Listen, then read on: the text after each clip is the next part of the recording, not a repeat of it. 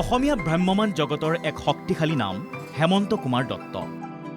বহু কালজয়ী আৰু বলিষ্ঠ নাটকেৰে ভ্ৰাম্যমান জগতক সমৃদ্ধিশালী কৰিছে হেমন্ত কুমাৰ দত্তই।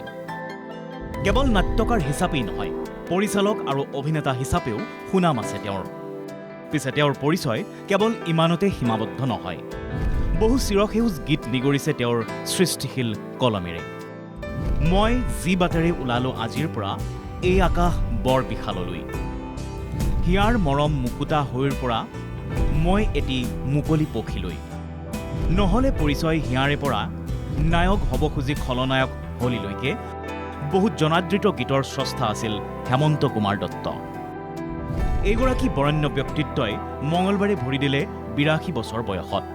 জন্মদিনৰ দিনটোত আনন্দ বেদনাৰ মিশ্ৰিত অনুভৱেৰে তেওঁ ক'লে, যে যোগ হোৱাৰ লগে লগে এটা বিয়োগো হৈছে যে মোৰ জীৱনকালৰ যিমান মোৰ সাঁচতীয়া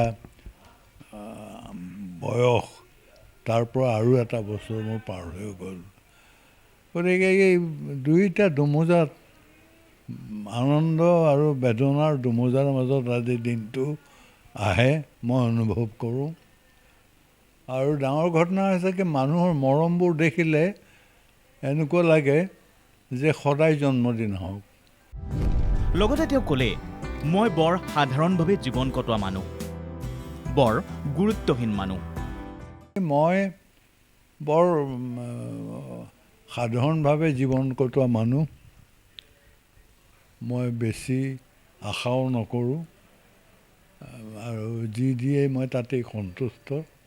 গতিকে এতিয়ালৈকে ৰাইজে মোক যিখিনি দিছে তাতে মই অদ্ভুত ধৰণে সন্তুষ্ট। মই সাধাৰণতে বৰ গুৰুত্বহীন মানুহ এটা, গতিকে তেনেকৈ আহিলে মোৰ যেন গুৰুত্বটো বাঢ়িছে ক'ৰবাত, তেনেকুৱা যেন ভাৱ হয়। তাৰ মাজতে শেহতীয়াকৈ ভ্ৰাম্যমানৰ বাবে নাটক নিলিখাৰ কথা উল্লেখ কৰি আক্ষেপেৰে ক'লে, আজিকালি যি ধৰণৰ নাটক চলে সেই নাটক মই লিখিব নোৱাৰোঁ। আজিকালি যিটো ধৰণৰ নাটক চলে সেইটো ধৰণৰ নাটক মই সৃষ্টি কৰিব নোৱাৰোঁ। সেইটো মোৰ দুৰ্বলতা, মই কৈছোঁ। আজিৰ সময়ে যিটো বিচাৰিছে মই সেইটো কৰিব পৰা নাই। আনফালে উপজা দিনটোত তেওঁ ক'লে, যোৱাৰ আগত এখন উপন্যাস লিখাৰ ইচ্ছা আছে। কিন্তু মই আশা কৰিছোঁ, ভগৱানক খাটিছোঁ মোক এইটো সুস্থ কৰি দিয়ক, মই যাতে যোৱাৰ আগতে উপন্যাসখন সম্পূৰ্ণ কৰি যাব পাৰোঁ। তেওঁ ভালে থাকক, তেওঁ কুশলে থাকক। উপজা দিনটোত আমাৰো এয়াই কামনা।